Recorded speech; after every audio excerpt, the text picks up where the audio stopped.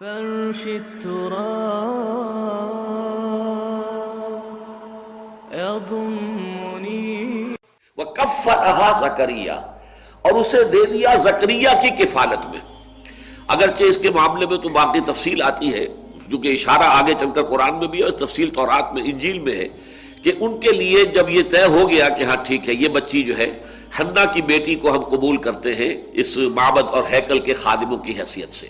حالانکہ ہمارے ہاں رواج نہیں تھا، ہم کسی لڑکی کو نہیں قبول کرتے تھے لیکن اس کو قبول کرتے ہیں۔ وہ حضرت حنا کا بھی چونکہ کوئی بہت ان کے ہاں ایک پایا ہوگا، مقام ہوگا کہ ان کی نیکی اور ان کی راست بازی کا اور ان کے زہد اور تقویٰ کا، کہ ان کے لیے استثناء کر رہے ہیں، ہم نے قبول کر لیا۔ اب سوال پیدا ہوا یہ بچی کس کی کفالت میں رہے؟ اب جتنے بھی بڑے بڑے کاہن وہاں موجود تھے ہر ایک چاہتا تھا کہ میں اس کی کفالت کروں گا، یہ میرے زیر تربیت رہے گی۔ اس کے بعد انہوں نے باقاعدہ پھر جو ہے قرآن اندازی کی۔ قرآن اندازی میں پھر حضرت یہ زکریا کا نام نکل آیا، اور حضرت زکریا جو ہے ان کے سگے خالو بھی تھے،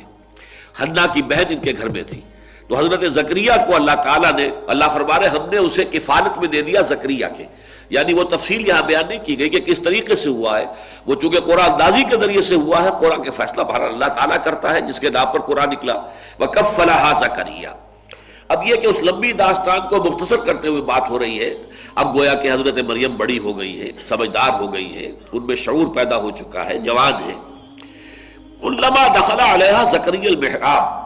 حضرت زکریا نے ان کے لیے ایک علیحدہ محراب کہتے ہیں حجرے کو، جیسے کہ بعد آپ نے دیکھا مسجد یہ جو ہے بادشاہی مسجد، اس کے باہر جہاں لائبریری بنی ہوئی، یہ سب حجرے تھے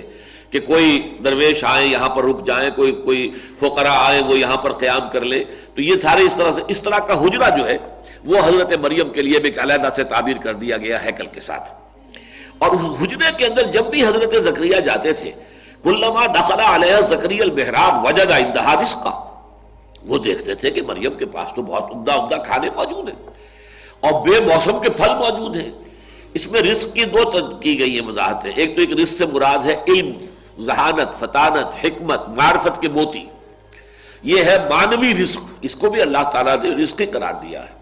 ایک یہ کہ واقعتاً جو مادی رزق ہوتا ہے، پھل ہے، اور پھل بھی وہ کہ جو موسم ہے ہی نہیں ان کا، وہ پھل موجود ہے وہاں پر، تو دونوں کا امکان موجود ہے، اس لیے کہ یہ ایک معجزے کی شکل میں بھی ہو سکتی ہے کہ اللہ تعالیٰ بہترین جو ہے پھل ان کو وہاں پر فراہم کرتے ہو، اور ایک یہ بھی ہے کہ ذہانت، فطانت، علم، معرفت، اس کی چیزیں جو دیکھتے ہوں تو اس سے ان کو حیرت ہوئی۔ کلما دخل علیہا زکریا المحراب وجد عندہا رزقا قال یا مریم انا لک ھذا، تو انہوں نے کہا بہت ہی تعجب انگیز انداز میں، اے مریم یہ چیزیں تمہیں کہاں سے ملتی ہیں؟ قالت هو من عند اللہ، حضرت مریم نے جواب دیا یہ سب اللہ کی طرف سے ہے، ان اللہ یرزق من یشاء بغیر حساب، یقیناً اللہ تعالیٰ دیتا ہے جس کو چاہتا ہے بغیر حساب، جتنی چاہے دولت دے دے، جتنی چاہے ذہانت اور فطانت دے دے، جتنی چاہے نیکی، طبیعت کی نیکی عطا فرما دے، اللہ کی دین ہے۔ ہنالک دعا زکریا ربہ، اب اس سے حضرت زکریا علیہ السلام، یہ بھی نبی ہے، ان کے اندر جو ایک ہوک سی پیدا ہوئی، اس لیے کہ بہت بوڑھے ہو چکے تھے۔ سورہ مریم میں تو آغاز ہی یہاں سے ہوتا ہے کہ جب کہ حضرت زکریا نے اپنے رب سے دعا کی تھی کہ پروردگار میں بوڑھا ہو گیا ہوں، میرا سر جو ہے سفید ہو چکا ہے، میری ہڈیاں کمزور ہو چکی ہیں، اور اللہ نے اس وقت انہیں کو اولاد نہیں دی تھی، اور مجھے اندیشہ ہے میرے بعد کوئی وارث نہیں ہوگا کہ جو اس دین کی امانت کو اس طریقے سے حفاظت اس کی کر سکے جیسے کہ کرنی چاہیے۔ لیکن اس وقت اب ان کے دل میں ہوک سی اٹھی کہ اللہ تعالیٰ اگر اس بچی کے اوپر اتنا مہربان ہے، اس بچی کو اس نے وہ کچھ دیا ہے، یا علم دیا ہے، یا معرفت دی ہے، یا حکمت دی ہے، یا اللہ تعالیٰ جو ہے یہ بے موسم کے پھل اس کو یہاں پہنچا رہا ہے، تو اس کی اگر قدرت جو ہے مجھ پر بھی ہے کچھ مہربانی ہو کر دے اللہ تعالیٰ، تو کیا بعید ہے کہ مجھے بیٹا عطا فرما دے اس بڑھاپے کی عمر میں بھی۔ ہنالک دعا زکریا ربہ، اسی وقت، اس کو ہنالک کا ترجمہ انگریزی میں ہوگا دیر اینڈ دین، دفعتاً ایک دعا جو ہے وہ ان کے قلب کی گہرائیوں سے ابھر کر آئی، اپنے رب کو انہوں نے پکارا، قال رب هب لي من لدنك ذرية طیبہ، پروردگار مجھے بھی خاص اپنے خزانہ فضل سے، خزانہ فیض سے بڑی اچھی نیک صالح اولاد عطا فرما دے، انک سمیع الدعاء، یقیناً تو تمام دعاؤں کا سننے والا ہے۔ فنادته الملائکۃ وهو قائم یصلی فی المحراب، اب یہ محراب ہے خاص حضرت زکریا کی، اور پکارا انہیں حضرت زکریا کو فرشتوں نے، وَهُوَ قَائِمٌ يُصَلِّي فِي الْمِحْرَابِ، جبکہ وہ نماز میں کھڑے ہوئے تھے اس اپنے محراب میں، اپنے حجرے میں، أَنَّ اللَّهَ يُبَشِّرُكَ بِيَحْيَىٰ مُصَدِّقًا بِكَلِمَةٍ مِّنَ اللَّهِ، اللہ تمہیں بشارت دیتا ہے یحییٰ کی، یعنی ایک بیٹا تمہارے یہاں ہوگا جس کا نام یحییٰ ہوگا، اور وہ تصدیق کرے گا اللہ کے کلمے کی۔ اللہ کے کلمے سے مراد حضرت مسیح علیہ السلام ہے،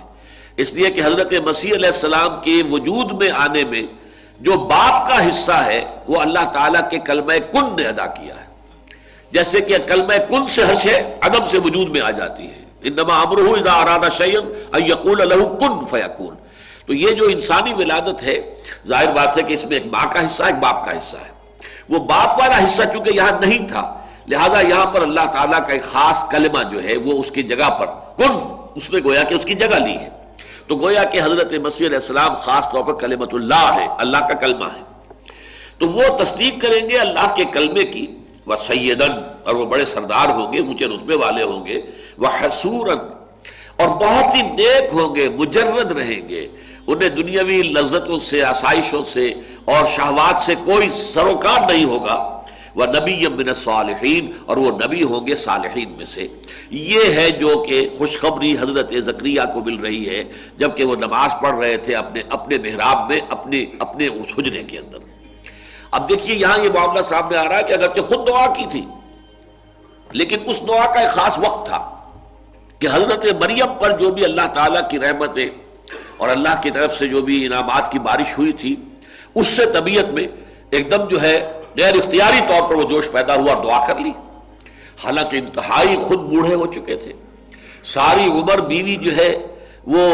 باندھ رہی تھی، کوئی اولاد ہوئی نہیں ساری عمر۔ اب ان حالات کے اندر دعا کر لینا، دعا تو کر لی لیکن اب جب کہ ان کو مل رہی ہے خوشخبری مل رہی ہے تو طبیعت کے اندر ایک اشکال پیدا ہو رہا ہے، یا یہ کہیے کہ اس پر یقین حاصل کرنے کے لیے اس کی توثیق چاہ رہے ہیں اللہ سے کہ واقعی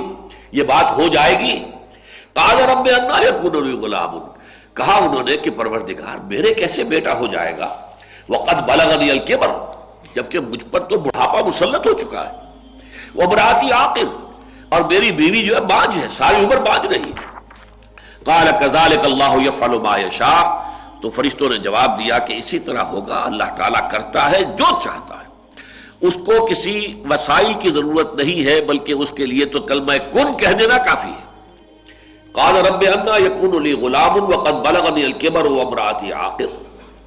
حضرت زکریا نے عرض کیا پروردگار میرے ہاں کیسے بیٹا ہو جائے گا جبکہ مجھ پر بڑھاپا مسلط ہو چکا ہے اور میری بیوی بانجھ ہے، تمام عمر بانجھ رہی ہے۔ قال کذالک اللہ یفعل ما یشاء، اللہ نے فرمایا یا فرشتوں نے کہا کہ اللہ تعالیٰ ایسے ہی ہوگا اور اللہ تعالیٰ جو چاہتا ہے کرتا ہے۔ قال رب اجعل لی آیہ، انہوں نے عرض کیا پروردگار میرے لیے کوئی نشانی مقرر کر دے۔ قال آیتک الا تکلم الناس ثلاثۃ ایام الا رمزا، فرمایا کہ تمہارے لیے یہ نشانی ہے کہ تم 3 دن تک متواتر لوگوں سے گفتگو نہیں کر سکو گے مگر صرف اشاروں کے ساتھ، یعنی قوت گویائی ان کی سلب ہو گئی۔ اور اس کے بارے میں روایت میں تفصیل یہ آتی ہے تورات کے اندر کہ جب حمل ٹھہرا ہے حضرت حنا کی ہمشیرہ جو ہے، یعنی حضرت زکریا کی اہلیہ اور حضرت یحییٰ کی والدہ کو، تو اسی وقت اچانک ان کی جو وہ گویائی تھی سلب ہو گئی، گفتگو کرنا ممکن نہیں رہا، اور اس کے بعد وہ صرف جیسے کہ گونگے لوگ ہوتے ہیں اشاروں سے کچھ اپنی بات پہنچاتے ہیں، بس 3 دن تک متواتر ان کی یہ کیفیت رہی۔ وَاذْكُرْ رَبَّكَ كَثِيرًا، اور اب اللہ کا ذکر کرو زیادہ کثرت کے ساتھ،